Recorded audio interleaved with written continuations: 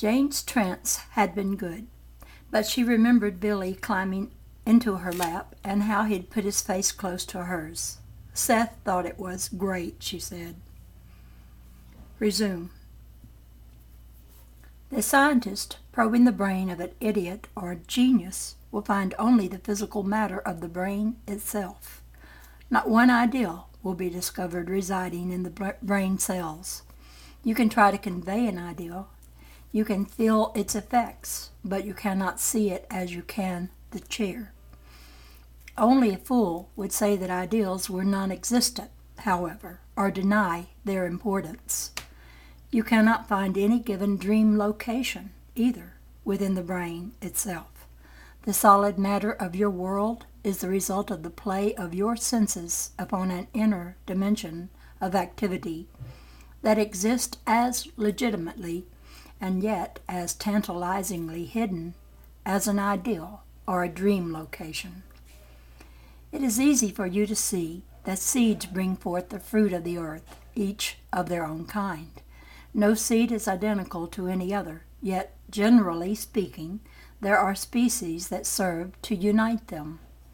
You do not mistake an orange for a grape. In the same way, ideas or thoughts form general patterns, bringing forth in your world certain kinds of events. In this respect, your thoughts and feelings seed physical reality, bringing forth materializations. You operate quite nicely politically, living in villages, townships, countries, states, and so forth, each with certain customs and local ordinances. These in no way affect the land itself. They are designations for practical purposes, and they imply organization of intent or affiliation at one level. They are political patterns, invisible but highly effective. They are, however, far more vigorous, invisible mental patterns into which the thoughts and feelings of mankind are organized or naturally organize themselves. Each person's thoughts flow into that formation, forming part of the Earth's psychic atmosphere. From that atmosphere flows the natural earthly patterns from which your senses emerge with all of their variety and effects. You are never victims of natural disasters, though it may seem that you are, for you have your hand in forming them. You are creatively involved in the earth's cycles. No one can be born for you or die for you, and yet no birth or death is really an isolated event, but one in which the entire planet participates. In personal terms, again, each species is concerned not only with survival, but of its life and experience. I don't know what all that is. In those terms, natural disasters ultimately end up righting a condition that earlier blighted the desired quality of life, so that adjustments were made. Am I going too fast? No, I said. About Seth Jane's pace was pretty good as far as my writing speed was concerned. The victims choose to participate in those conditions at spiritual, psychological, and biological levels. Many of those who are counted among the fatalities might otherwise die of extended illnesses, for example. At cellular levels, such knowledge is available and in one way or another imparted, often in dreams, to the individual. Conscious comprehension need not follow, for many people know such things and pretend not to know them at the same time. Others have finished with their challenges. They want to die and are looking for an excuse, a face-saving device. However, those who choose such deaths want to die in terms of drama, in the middle of their activities, and are in a strange way filled with the exultant inner knowledge of life's strength even at the point of death. At the last they identify with the power of nature that seemingly destroyed them. That identification often brings about in death, but not always, an added acceleration of consciousness and involves such individuals in a kind of group death experience where all of the victims more or less embark into another level of reality at the same time. Those people were aware just beneath consciousness of the possibilities of such an event long before the disaster occurred and could, until the last moment, choose to avoid the encounter. Animals know of weather conditions ahead of time, as old tales say. This perception is a biological part of your heritage also. The body is prepared, though consciously it seems you are ignorant. There are innumerable relationships that exist between the interior environment of the body and the weather patterns. Excuse me. The ancient feelings of identification with storms are quite valid, and in that respect, the realism of feelings is far superior to the realism of logic. When a person feels a part of a storm, those feelings speak a literal truth. Logic deals with exterior conditions, with cause and effect relationships. Intuitions deal with immediate experience of the most intimate nature, with subjective motions and activities that in your terms move far quicker than the speed of light, and with simultaneous events that your cause and effect level is far too slow to perceive. In that regard also, the activities of the inner environment are too fast for you to follow intellectually. Your intuitions, however, can give you clues to such behavior. A country is responsible for its own droughts, earthquakes, floods, hurricanes, and for its own harvest and rich display of products, its industry and cultural achievements, and each of these elements is related to each other one. If the quality of life that is considered spiritually and biologically necessary fails, then adjustments occur. A political problem might be altered by a natural disaster if political means fail. On the other hand, the rousing creative energies of the people will emerge. Excellence will show itself through the arts, cultural creativity, technological or sociological accomplishments. The species tries to fulfill its great capacities. Each physical body in its own way is like the world. It has its own defenses and abilities, and each portion of it strives for a quality of existence that will bring to the smallest parts of it the spiritual and biological fulfillment of its own nature. End of dictation, end of session, unless you have questions. I guess not, Seth. My fondest regards then, and a hearty good evening. Thank you, the same to you, Seth. Jane was out of an excellent trance before I finished writing. Notes, session 803. Seth's material on dying and the nature of consciousness immediately reminded me of what he had said at 11:20 in the 801 session. Dying is a biological necessity. Inherently, each individual knows that he or she must die, physically, in order to survive spiritually and psychically. The self outgrows the flesh. I've been thinking about those passages. And when Seth returned to the subject tonight, I decided to have some fun with our accepted social and scientific establishments by writing this note. Seth's ideas about the true nature, the necessity of dying directly contradict more and more of what we read these days. Now, a number of scientists tell us that long before the end of this century, we'll have the ability to prolong our physical lives forever, or at least indefinitely, to be more practical about it.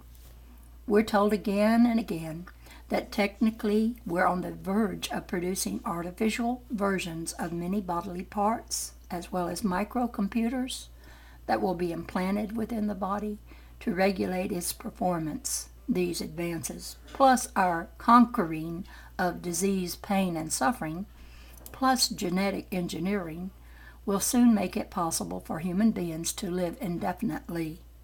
Those in the know maintain that if you are fortunate enough to be a younger person, you may never have to die. What grandiose claims these are, however, at least at this time, for Jane and I also read that in the last 3/4 of a century, science had managed to bring about an increase of only 4 years in the life expectancy of the adult white male, from 69 to 73 years. Granted that the medical establishment has learned a lot since 1900. Still, it'll have to move awfully fast now to make all of those predictions come true before the year 2000, say.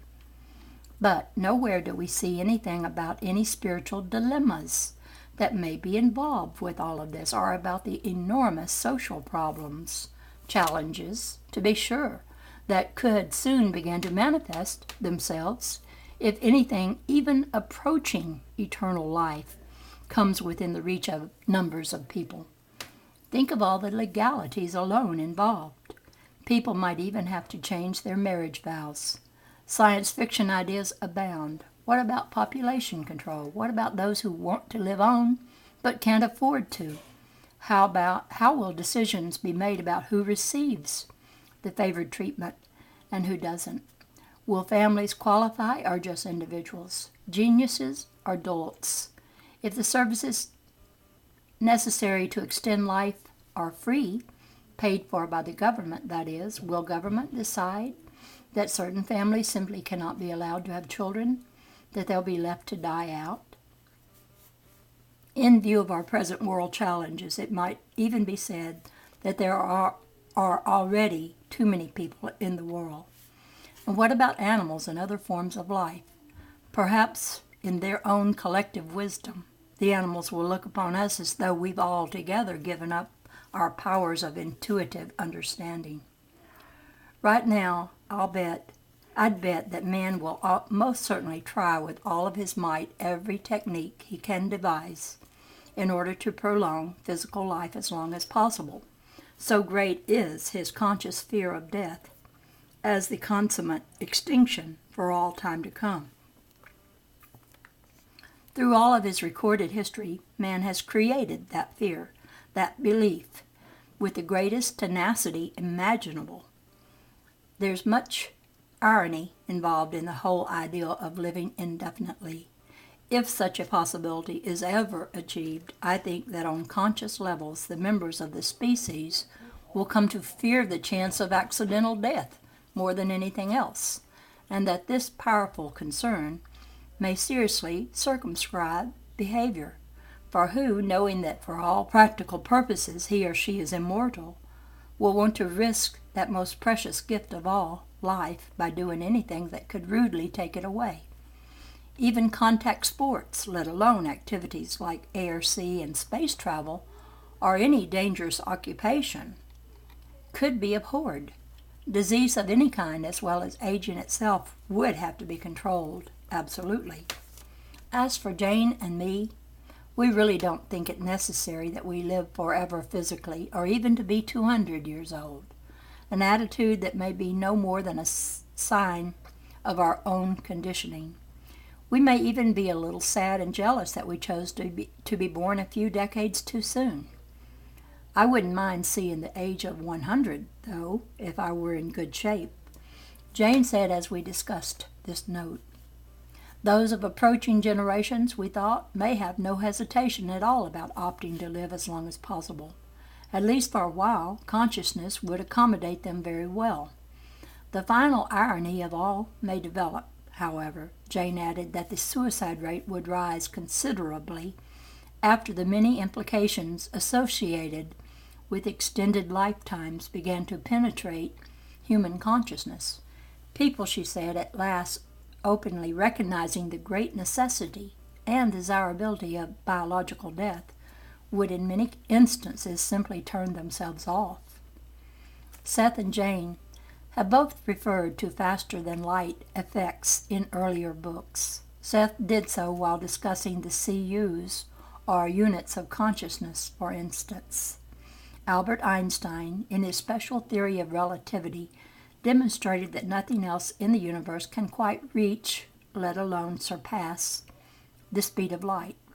Some physicists have theorized about certain faster-than-light particles, however, that by some unknown process are created traveling at such enormous velocities. Thus, in that way, they try to get around the limits set by Einstein. There have also been recent astronomical observations of several far-distant objects that appear to be superluminous, or traveling considerably faster than the speed of light. These effects have yet to be satisfactorily explained. And I want to interject here, I just read something or heard something today about we already are traveling several times faster than the speed of light.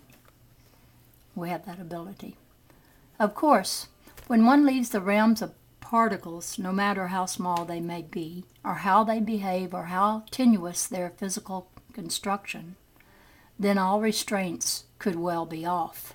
As in the case of the CUs, Seth's subjective motions and activities, his simultaneous events, would easily be the rule in the basic non-physical universe. Session 804. Jane's birthday was yesterday, and a couple of events that made pretty nice presents revolved around that date. 2 days ago, she worked on our new front porch for the first time. She sat in the slanting sunlight and wrote down the information she cyclically picked up from the world view of William James, the American psychologist and philosopher, who lived from 1812 to 1910. She now has considerable material for her book on James. In the note she's making for her introduction to Seth's The Nature of the Psyche, Jane described a worldview as a living psychological picture of an individual life with its knowledge and experience, which remains responsive and viable long after the physical life itself is over. Then today she received the contract for Psyche from her publisher, Prentice Hall. Now she prefers to formally sign a book only after she and or Seth has finished most of the work on that project. Seth abruptly came through without greetings. Now, dictation. The body is a spiritual, psychic, and social statement, biologically spoken. It is obviously private, yet it cannot be concealed, in that it is where you are, in usual terms. The individual body is what it is because it exists in the context of others like it. By this I mean that a given present body presupposes a biological past of like creatures. It presupposes contemporaries. If, for example, one adult being were perceived by an alien from another world, certain facts would be apparent. Even though such an alien came upon a lone member of your species in otherwise uninhabited land, the alien could make a certain assumption from the individual's appearance and behavior. If the earthling spoke, the alien would of course instantly know that you were communicating creatures, and in the vocal sounds recognize patterns that contain purpose and intent. To one extent or another, all creatures use language, implying a far vaster social biological relationship than is usually supposed.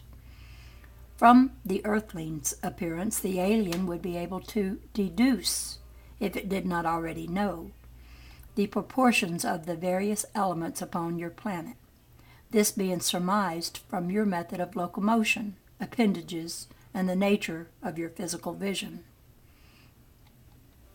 While each individual springs privately into the world at birth, then each birth also represents, quite literally, an effort, a triumphant one, on the part of each member of each species, for the delicate balance of life requires for each birth quite precise conditions that no one species can guarantee alone, even to its own kind. The grain must grow, the animals must produce, the plants must do their part. Photosynthesis is, in those terms, reigns. The seasons must retain some stability. The rains must fall, but not too much. The storms must rage, but not too devastatingly. Behind all of this lies a biological and psychic cooperative venture. All of this could be perceived by our hypothetical alien from one lone human individual, and we will return to our alien later on. Cells possess social characteristics. They have a tendency to unite with others. They naturally communicate. They naturally want to move, period. In making such statements, I am not personifying the cell, for the desire for communication and motion does not belong to man or even animals alone. Man's desire to journey into other worlds is in its way as natural as the plant's urge to turn its leaves toward the sun. Man's physical world, with all of its civilizations and cultural aspects, and even with its technologies and sciences, basically represents the species' innate drive to communicate, to move outward, to create, and to objectify sensed inner realities. The most private life imaginable is a very social affair. The most secluded recluse must still depend upon the biological sociability of not only his own body cells, but of the natural world with all of its creatures. The body, then, no matter how private, is also a public, social, biological statement. A spoken sentence has a certain structure in any language. It presupposes a mouth and a tongue, the kind of physical organization necessary, a mind, a certain kind of world in which sounds have meaning, and a very precise, quite practical knowledge of the nature of sounds, the combination of their patterns, the use of repetition, and a knowledge of the nervous system. Few of my readers possess such conscious knowledge, yet the majority speak quite well. In one way or another, therefore, it certainly seems that your body possesses a kind of quite pragmatic information and acts upon it. You can express almost any idea that you want in vocal terms, even if you have hardly any conception at all of the way in which your own speech is executed. The body is geared, then, to act. It is pragmatically practical, and above all, it wants to explore and to communicate. Communication implies a social nature. The body has within it inherently everything necessary for its own defense. The body itself will tease the child to speak, to crawl and walk, to seek its fellows. Through biological communication, the child's cells are made aware of its physical environment, the temperature, air pressure, weather conditions, food supplies, and the body reacts to those conditions, making some adjustments with great rapidity. At cellular levels, the world exists with a kind of social interchange in which the birth and the death of cells are known to all others, and in which the death of a frog and a star gain equal weight. But at your level of activity, your thoughts, feelings, and intents, however private, form part of the inner environment of communication. This inner environment is as pertinent and vital to the species' well-being as is the physical one. It represents the psychic mass bank of potential, even as the planet provides a physical bank of potential. When there is an earthquake in another area of the world, the landmass in your own country is in one way or another affected. When there are psychic earthquakes in other areas of the world, then you are also affected, and usually to the same degree. And I will continue with this in the next video.